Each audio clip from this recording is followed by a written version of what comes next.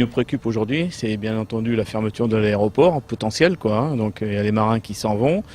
Bon, maintenant il y a quelques engagements de la tour de contrôle qui va exister, mais nous, au-delà de ça, il nous faut absolument les autres services qui fonctionnent. Et donc quelque part, tout ça, ça va coûter de l'argent. Donc ce qu'on souhaite, c'est que les collectivités mettent la main à la pâte pour qu'il y ait un équilibre sur cet aéroport et que ça perdure. On a des contrats de longue durée, on veut qu'on puisse continuer à faire notre travail ici, et ça c'est important, et donc on pousse pour qu'effectivement il y ait des solutions qui soient trouvées sur ce sujet, quoi. C'est important de visiter les installations, parce que quand on a des sujets aussi importants, c'est bien de venir voir sur le terrain ce qui se passe, bien comprendre l'importance des choses.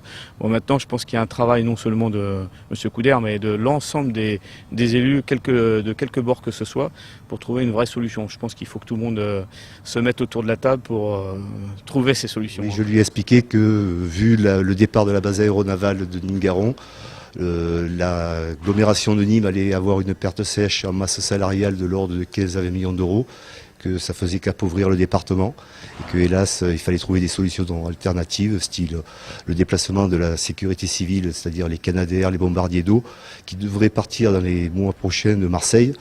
Il se dit qu'il pourrait aller sur Salon, mais là-bas c'est pareil, il y a une infrastructure qui est inexistante et qui nécessite 15 à 20 millions d'euros de travaux, et c'est pas, alors que Nîmes a tout pour les recevoir. Est-ce que vous pensez qu'il vous a entendu? C'est ce qu'il m'a dit. Il a dit qu'il avait bien entendu. J'avais interpellé M. Fournier, le maire, donc un petit peu avant, et M. Proust. Ils sont tous très, très réceptifs. Maintenant, je crois que c'est au niveau de l'Élysée qu'il va y avoir une décision sérieuse à prendre dans les mois à venir. La sécurité civile peut venir s'installer. Vous savez que la sécurité civile pourrait quitter prochainement Marignane pour venir soit à Salon, soit à Nîmes. Et je pense que son installation à Nîmes serait la plus intéressante, puisqu'il y a des installations qui sont prêtes à accueillir. Il y a un savoir-faire sur place qui est quand même extrêmement important.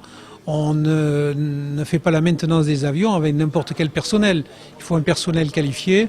Ce personnel se trouve là à Nîmes. Et il me semble que ce potentiel autour de l'aéroport doit être renforcé, et la région s'y investira.